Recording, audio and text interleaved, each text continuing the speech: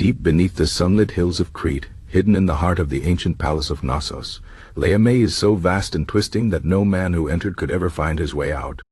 This was the Labyrinth, a place of darkness and dread, built by the command of a king and home to a creature of nightmare, the Minotaur. Long ago, in the golden age of Crete, King Minos ruled with power and pride.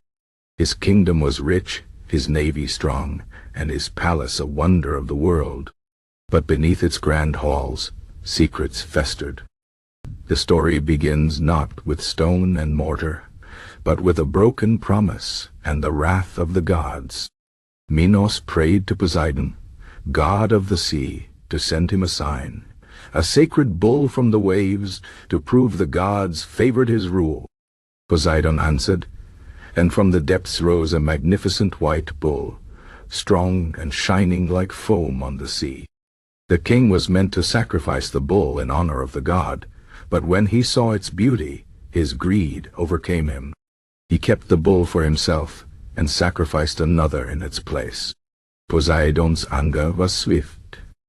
He cursed the bull to madness, and worse, she turned his wrath upon Minos' own family. The queen, Pasiphae, was struck with an unnatural desire for the beast. Consumed by this terrible longing, she sought the help of Daedalus, the greatest craftsman of the age. Daedalus, bound by duty, built a hollow wooden cow so lifelike that the bull was fooled. From this unholy union, the Minotaur was born, half man, half beast, with the strength of a bull and the hunger of a monster. As the creature grew, so did its rage. It could not be tamed. It craved flesh, and no prison could hold it. King Minos, desperate to hide his shame and protect his people, ordered Daedalus to build a prison so complex that escape would be impossible. And so the labyrinth was born, a maze of endless corridors, twisting paths, and dead ends, designed to confuse and trap anyone who entered. The Minotaur was cast inside, and there it remained, lurking in the shadows, waiting for its next meal. But the horror did not end there. Minos, cruel in his vengeance, demanded a terrible price from the people of Athens, who had once defied him. Every 9 years, 7 young men and 7 young women were sent into the labyrinth as sacrifices to the beast. The Athenians wept as their children were taken, but none could stand against Minos' power. Then came Theseus, prince of Athens, bold and fearless. When the time came again for the tribute to be paid, he stepped forward, not in chains,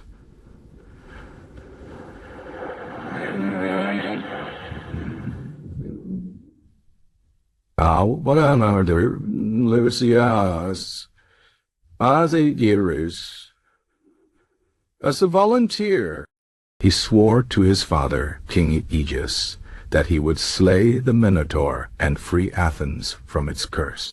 The ship set sail with black sails, a sign of mourning, but Theseus promised to raise white sails upon his return, a signal of his victory.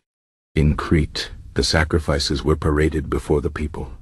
But among them walked Ariadne, daughter of Minos, who saw Theseus and was struck by his courage. She could not bear the thought of him dying in the dark.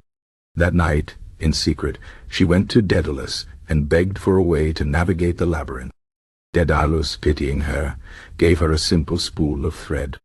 Ariadne found Theseus and pressed the thread into his hands. "Tie this to the entrance," she whispered. "Unravel it as you go. When the beast is dead, follow it back, and you will escape." Theseus thanked her, and with a promise to take her away from Crete, he entered the labyrinth. The maze was worse than any tale could describe.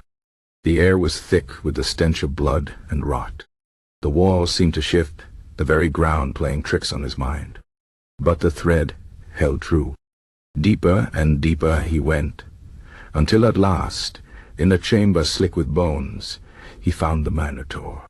The beast roared, charging with the fury of 1,000 storms.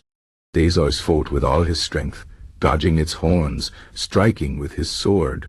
The battle was brutal, but in the end the Minotaur fell, its monstrous heart stilled. Following the thread, Theseus led the other Athenians out of the labyrinth. They fled to the ship, Ariadne at their side, and set sail for home. But in their haste, or perhaps in the cruelty of fate, Theseus forgot his promise. The black sails remained raised. King Aegeus, watching from the cliffs of Athens, saw the dark sails and believed his son dead.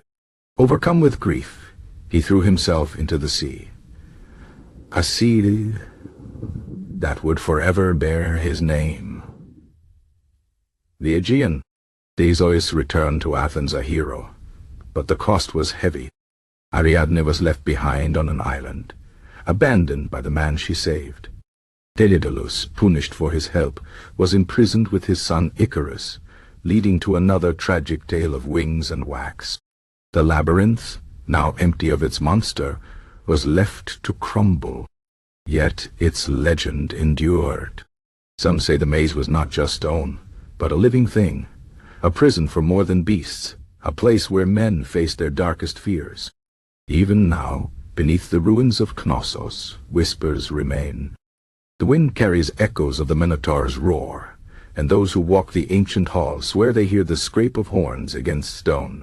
The labyrinth is gone, but its story is carved not just in ruins, but in the very soul of myth.